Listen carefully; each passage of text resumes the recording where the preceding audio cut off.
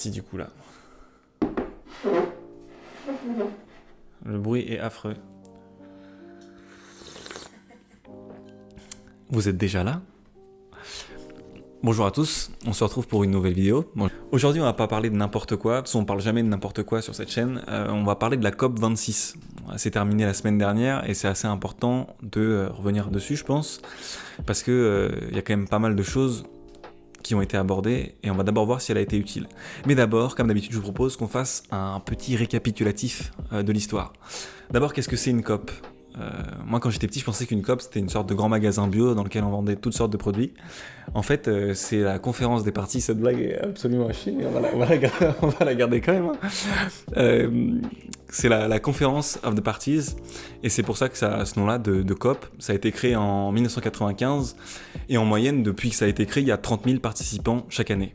Alors ça a été créé par l'ONU, le but c'était de donner en fait aux pays le primat de la responsabilité des changements et donc d'accélérer les actions pour lutter contre le réchauffement climatique. On parle de COP26 puisque c'est la 26e année qu'on fait une COP et forcément il y a eu plusieurs COP marquantes. Enfin, on n'était pas nés tous, mais la première, forcément, elle était importante, c'était la COP 1 à Berlin, parce que ça a marqué un début. Et puis ensuite, la vraie première COP qui a eu un véritable impact, ça a été la COP 21, qui a été organisée par François Hollande en 2015. Et on s'en souvient parce qu'en fait, elle a abouti aux accords de Paris sur le climat. Et donc, c'est vraiment cette COP-là qui montre un peu ce multilatéralisme qui peut faire évoluer les choses. Donc, il y a pas très longtemps, c'était la semaine dernière, ça s'est passé du 31 octobre et ça s'est terminé le 13 novembre, c'était 2021, c'était la COP 26 qui a eu lieu à Glasgow. Il y avait 196 États, des ONG, des scientifiques, des syndicats, des autochtones qui voyaient leur milieu de vie juste se déliter devant leurs yeux. Et ça, c'est pour poser un peu le contexte. À quoi elle a abouti cette COP 26 ? La COP26, elle a abouti au pacte de Glasgow, et pour beaucoup de personnes, ce pacte-là, il est assez décevant. Bon, d'abord parce qu'il y a uniquement des recommandations. Enfin, apparemment, ça va être difficile de rester sous la barre des 1,5 degrés avant 2050. Boris Johnson, il a pris la parole à cette COP-là, il était présent, forcément, c'était sur son territoire, le Royaume-Uni. Il a dit, il est minuit moins 1 sur l'horloge de l'apocalypse. Minuit moins 1, c'est le temps qu'il lui faut pour pouvoir rentrer en avion chez lui. Et pourtant, cette année, on a quand même eu pas mal de choses qui auraient peut-être pu on aurait peut-être pu se dire, ah ouais, la COP26, ça va être importante, elle va changer les choses. Enfin, je veux dire, on a avec le libéralisme et le capitalisme dans lequel on vit, cette sensation-là que c'est notre système occidental qui est le plus valeureux. Et donc, tant qu'on n'a pas ces problèmes-là dans nos pays occidentaux, tout va bien. Et en fait, le vrai problème, c'est que cette année, on a été touchés, nous, les pays occidentaux. On a eu les inondations en Allemagne et en Belgique, on a eu les feux de forêt aux États-Unis, on a eu les feux de forêt il y a 2 ans en Australie. Enfin, il y a eu le Covid, qui est quand même une maladie qui est apparemment due à un changement de la biologie et de l'environnement. On pourrait se dire que peut-être qu'il serait temps vraiment de changer les choses et finalement on n'arrive qu'à des recommandations pour les États et pas véritablement des promesses. Et puis, il y a quand même des choses positives. Il y a quand même des choses positives qu'on peut retenir de cette COP26. D'abord, c'est qu'on a enfin parlé des énergies fossiles. Les énergies fossiles, il faut savoir, ce sont les principales responsables du réchauffement de la planète. 75%, imaginez juste, des émissions de gaz à effet de serre sur le globe viennent de ces énergies fossiles-là. On a aussi réussi à marquer dans un accord la protection de la conservation de la... Cette phrase est horrible en fait.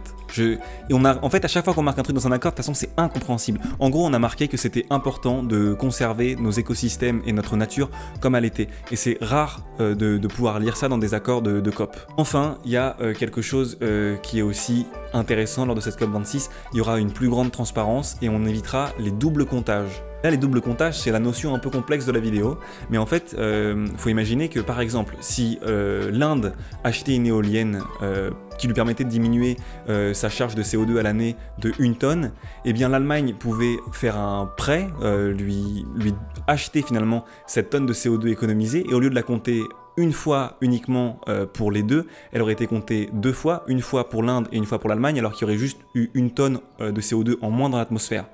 Ça avait abouti grâce au Brésil il y a quelques années, et aujourd'hui ça c'est une fin, et donc ça c'est quand même un côté positif. Ça veut dire que on va vraiment savoir un peu plus de manière un peu plus transparente ce qui se passe Bon, maintenant, on va faire les côtés négatifs. On a commencé par le positif, on va faire les côtés négatifs. Les gaz qui sont responsables des émissions de CO2, ils devraient augmenter de 4,9% en 2021. Donc, ils étaient censés diminuer, finalement, ils augmentent.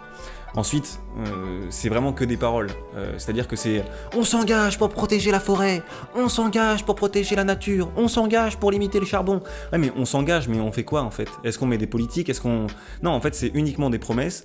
Et donc, c'était Libération qui écrivait ça. Il disait que finalement, le fait de s'engager dans les années, dans les horizons 2040, en fait, c'était juste on se permettait juste de le faire 10 ans de plus, quoi, sans se dire qu'il y avait véritablement un problème. Il faut aussi revenir sur un dernier événement majeur qui s'est passé lors de cette COP26, c'est la signature du pacte. Au dernier moment, l'Inde est sortie de cet accord de Glasgow pour la sortie des combustibles. Il y avait pourtant des promesses de Modi, Modi le Premier ministre indien, dans les énergies renouvelables, et on s'imaginait vraiment qu'enfin on allait réussir à faire signer quelque chose. Et finalement, au dernier moment, l'Inde est sortie de cet accord, de ce pacte, en fait, de ce premier pacte, pour dire qu'elle n'acceptait pas d'arrêter complètement sa production, ses émissions de gaz à effet de serre avec le charbon, mais de limiter et d'atteindre la neutralité carbone dans les années 2070. Enfin, ouais, je serais presque mort en fait. Hein. Mais tu sais pourquoi ? C'est parce qu'elle voulait pas de sortir du charbon, donc là, elle prône une réduction. Parce que si elle voulait sortir du charbon, en fait, elle aurait demandé 1000 milliards de dollars au pays pour assurer un développement. Parce qu'en fait, le vrai problème, c'est que comme on s'est tous inscrits finalement maintenant dans ce libéralisme, on a tous envie d'être la plus grande économie. Alors, à quoi ça sert, je sais pas, mais bon, c'est toujours cette volonté de pouvoir et de puissance qui a questionné, mais on s'est tous inscrits finalement dans cette économie-là, et donc tous les pays qui étaient émergents veulent devenir les plus grandes puissances, et donc l'Inde demandait 1000 milliards de dollars pour achever finalement sa croissance. Bon, après, forcément, c'est jamais des sujets qui sont très optimistes, hein, donc là, les rapports mondiaux disent quand même que pour sauver la planète, il faudrait faire moins 45% de gaz à émission d'effet de serre. Ça paraît impossible en fait, c'est moins 45% dans les années 2020 par rapport à ce qu'on avait en 2010. Ça serait la seule façon de rester en dessous des 1,5 degrés, donc ce qu'on s'était fixé à l'accord de Paris. Sauf que je vous l'ai dit, en 2021 ça fait plus 4,9. Antonio Guterres, le boss des boss de l'ONU, a estimé samedi lors de la clôture que c'était un bon compromis. Le charbon, qui représente 27% des énergies primaires, va être réduit dans les prochaines années. Bon, on est sur un accord franchement un peu ambivalent, on ne sait pas trop quoi en tirer, et finalement on a l'impression qu'on est pas trop dans l'action. Je vais vous mettre un petit schéma du Figaro là dans la vidéo. Vous allez pouvoir voir en fait que bon, si on arrive à limiter d'ici 2100 le réchauffement climatique à 1,5 degré, ce qui serait quand même assez étonnant, on serait dans la mouise, mais ça irait. Mais bon, on serait plutôt en fait à plus de degrés au minimum, donc ça voudrait dire plus de 46 millions de réfugiés climatiques, la disparition des récifs coralliens, et puis à mon avis on tournerait peut-être même plus aux alentours de 3 degrés, et ça voudrait dire qu'on aurait 10 mois de sécheresse en moyenne, et donc une augmentation de 97% des surfaces brûlées par rapport à ce à quoi on vit aujourd'hui. Pareil, une des dernières choses négatives de cette COP26, ça a été un constat, c'est-à-dire que les pays riches devaient donner 100 milliards de dollars, ce qui n'est pas une somme énorme en réalité, pour rembourser leurs dettes climatiques aux pays les plus pauvres, donc toujours cette frontière un peu Occident-Orient, et surtout cette frontière maintenant Nord-Sud. Toujours cette frontière nord-sud, d'ailleurs c'est davantage la frontière nord-sud aujourd'hui, et sur l'année 2019 ça a été uniquement 80 milliards, et sur cette somme il y a uniquement un quart des dépenses qui ont été faites pour aller vers une adaptation au dérèglement climatique. L'année prochaine la COP ça sera en Égypte, ce sera la COP 27 en 2022. Est-ce qu'elle sera utile ?